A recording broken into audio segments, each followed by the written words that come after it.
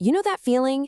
It's like the 25th of the month, your paycheck just landed a few days ago, but you check your bank account and whoa, it already feels tight. You're not, throwing money away, but somehow between rent, groceries, and a couple of those, just this once buys, there's just never enough left over to feel like you're actually getting ahead. So let's get into why that happens. Does this sound familiar? It's that quiet promise, right? The one we make to ourselves when the money runs out before the month does. We think, okay, next month I'll finally get it right.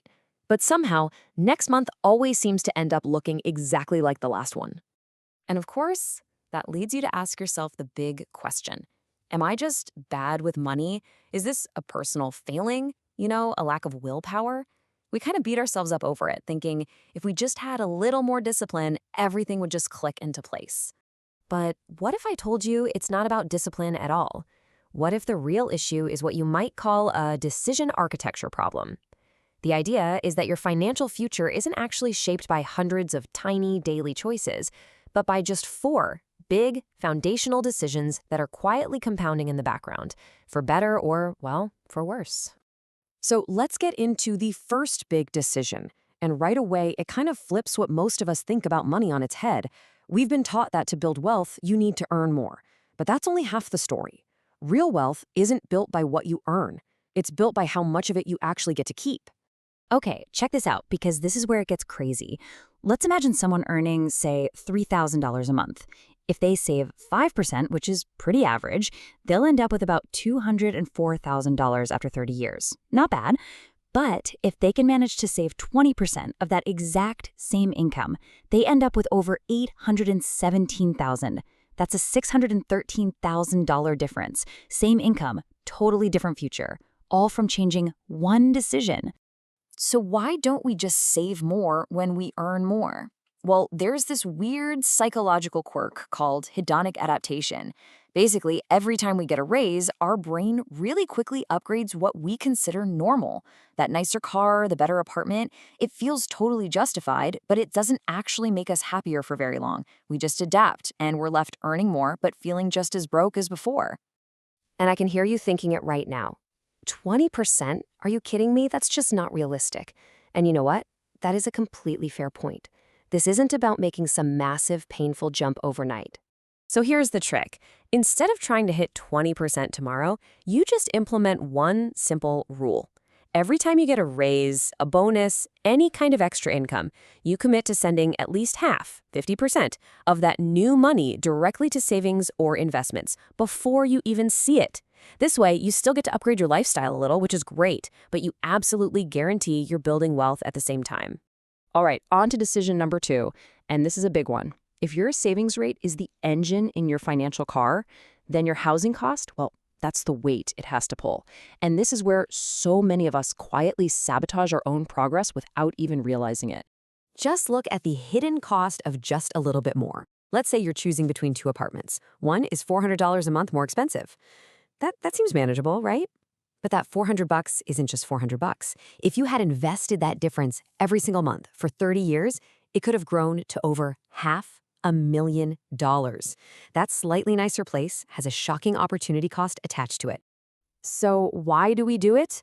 Because our housing choice is rarely just about shelter, is it? It's about identity. It's a signal to ourselves and to the world that says, I've made it, or I'm a successful adult. We're not just buying space, we're buying a statement about who we are. And that can be a very, very expensive statement to make. And this just perfectly illustrates that car analogy. Think of your financial life as a car. Your income, that's the engine. Your expenses, especially those huge fixed ones like housing, that's the weight the car has to pull. You could have the most powerful engine in the world, but if it's pulling too much weight, you are just not going to get anywhere fast. Okay, this brings us to decision number 3. And this one is maybe the most critical of all, because it's about the one resource that once it's gone, you can never ever get back: time. When it comes to investing, when you start is arguably way more important than how much you start with. I mean, the math on this is just, it's almost unfair. Take a look at this. Person A starts investing at 25 and then stops completely just 10 years later at 35. Person B waits until they're 35, but they're disciplined. They invest for a full 30 years. So who ends up with more? It's person A. Even though they invested for only a third of the time, they end up with nearly double the money. That is the raw, undeniable power of compound interest. And yet, what's the story most of us tell ourselves? We say things like, oh, I'll start investing when I get that promotion, or I'll get serious about it when I'm making more money. This, right here, might be one of the most expensive sentences in all of personal finance. Because every single day you wait, you are giving up your most powerful asset, time. So what's the takeaway here? It's simple. Get started now, even if it's a tiny amount. Seriously, the act of setting up the account, automating it, and just building the habit is so much more important in the beginning than the dollar figure. Start the habit and let time do all the heavy lifting for you. All right, and that brings us to the fourth and final decision. This is the one nobody really talks about, but it's the one that controls all the others. It's like the invisible operating system running in the background of your mind, your financial identity. Think about it like a computer. All those budgeting apps, the tips, the financial advice you hear, that's just software. But your financial identity, the story you tell yourself, like, I'm just not good with money, that's the operating system. And if your core OS is flawed, no amount of fancy software is ever going to fix the problem.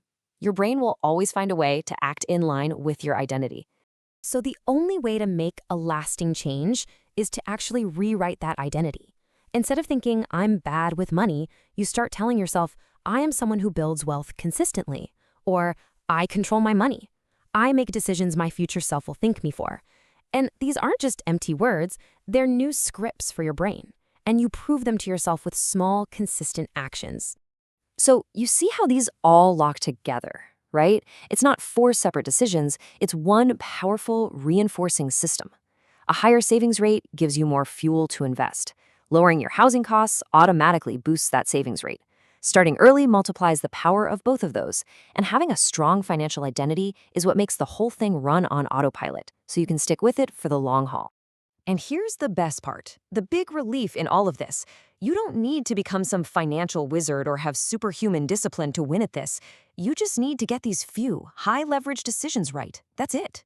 You get these right, and you get 80% of the results with 20% of the stress. So let's just break this down into a simple, realistic path you can start on. 1. Just try to increase your savings rate by 5%. 2. Take a hard, honest look at your fixed costs, especially housing.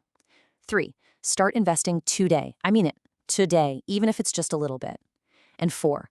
Consciously start to redefine the story you tell yourself about you and your money. I want to leave you with this one powerful thought. I mean, really think about it. Has anyone, ever, in the history of the world, on their deathbed said, I really wish I hadn't saved so much, or, man, I regret starting to invest so early? Of course not. But millions of people are filled with the quiet, heavy regret of waiting too long. So the question for you isn't about completely overhauling your entire life tomorrow. It's much simpler than that. Looking at these 4 core decisions, what is the one small improvement you can make this week? Because your financial future isn't decided someday down the road. It's being decided right now.